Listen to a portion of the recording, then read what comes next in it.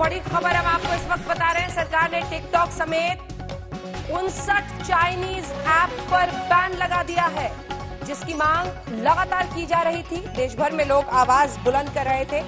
चीन के ऐप्स पर जिनका इस्तेमाल भारी तादाद में हिंदुस्तान में होता है, उनमें से सरकार ने टिकटॉक समेत 59 चाइनीज ऐप पर बैन लगाया है। चीन के साथ जो खूनी झड़प 15 जून की रात को गलवान घाटी में हुई है, उसके बाद से ही देश का मूड कुछ ऐसा है जिसमें लोगों को चीन और चीन के से व्यापार, चीन के ऐप्स का हिंदुस्तान में इस्तेमाल, इन सब पर खुलकर लोग रोष जाहिर कर रहे थे।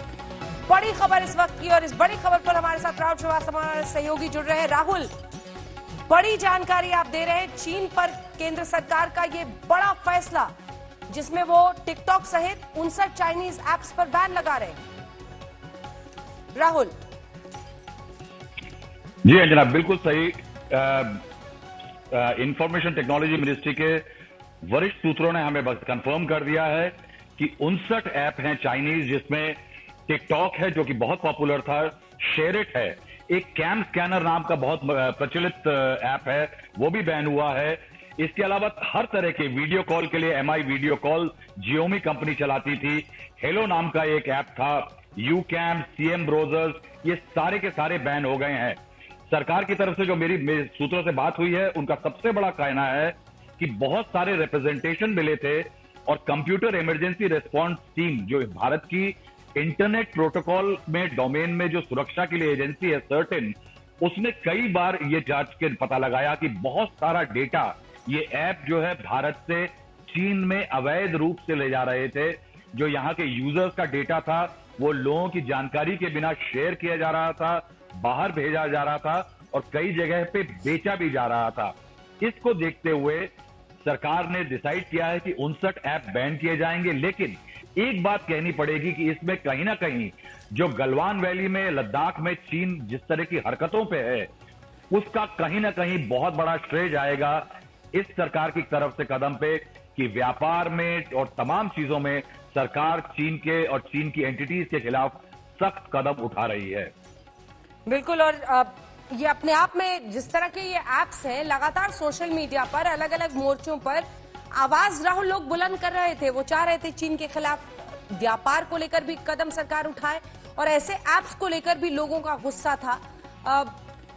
कहीं पर लगता है कि वही मैनिफेस्ट हुआ है इतने बड़े फैसले में, क्योंकि ऐसे वक्त पर, ऐसे नाजुक फैसले के वक्त अगर सरकार ये फैसला लेती है तो इसको जोड़ा जाएगा ही।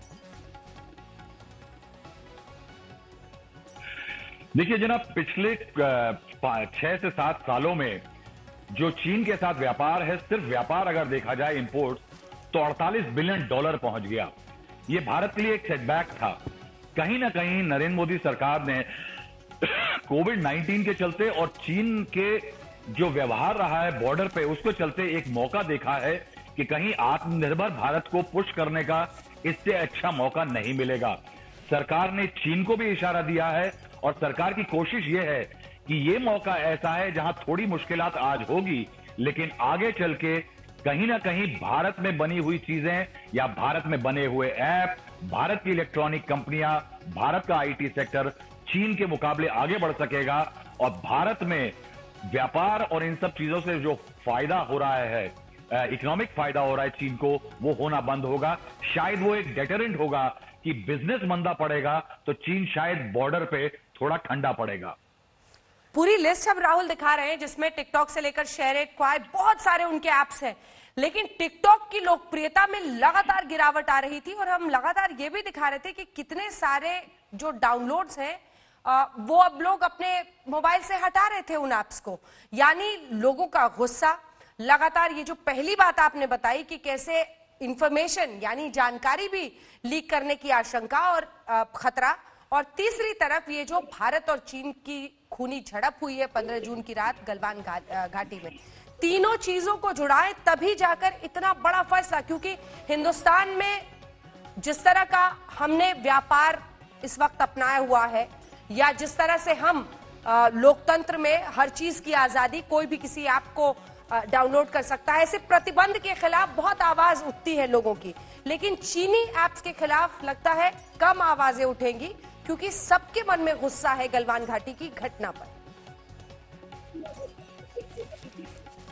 बिल्कुल सही अंजना, ये बात आपकी बिल्कुल सही है कि कहीं आज से अगर 6 महीने पहला एक ऐसा डिसीजन लिया गया होता तो शायद जनता में इसका विरोध होता। देखिए, टिकटॉक एक ऐसा ऐप है और कैम स्कैनर और तमाम ऐसे ऐप हैं जो कि घर घर पहुंच गए हैं, गांव गुरबा में भी लोग इसका इस्तेमाल कर रहे हैं और इसके बैन पे एक पब्लिक सेंटिमेंट सरकार के खिलाफ जाता। लेकिन कोविड-19 के चलते चीन की जो प्रतिष्ठा पूरी दुनिया में खराब हुई और उसके बाद चीन को लेकर के जो चीन ने भारत के साथ जो धोखाधड़ी करी बॉर्डर पे, उसको लेकर के जनमानस में एक भाव जो उतरा है, उसके कारण कई लोग प्रत्यक्ष रूप से सामने आकर के चीनी सामान का बहिष्कार कर रहे हैं, चीनी ऐप का बहिष्कार कर रहे हैं। लेकिन कहीं ना कहीं बहुत सारे लोगों के मन में एक अजीब सी झुंझलाहट है चीन के खिलाफ कि चीन जिसके साथ हम तमाम रिश्ते बनाते थे, यहां तक कि वहां पे बना हुआ गणेश जी खरीदने में भी हमें आपत्ति नहीं थी, वो इस तरह का व्यवहार हमारे सोल्जर्स के साथ कर रहा है। 20 सैनिकों का जो वीरगति जो पाई है बॉर्डर पे, उसको लेकर के एक दबा हुआ, बाहर ना दिखने वाला आक्रोश जो जनता में था, सरकार ने एक मौका देखा है कि ये समय ठीक है कि इन ऐप्स को बैन किया जाए, चीनी कंपनियों को रोका जाए।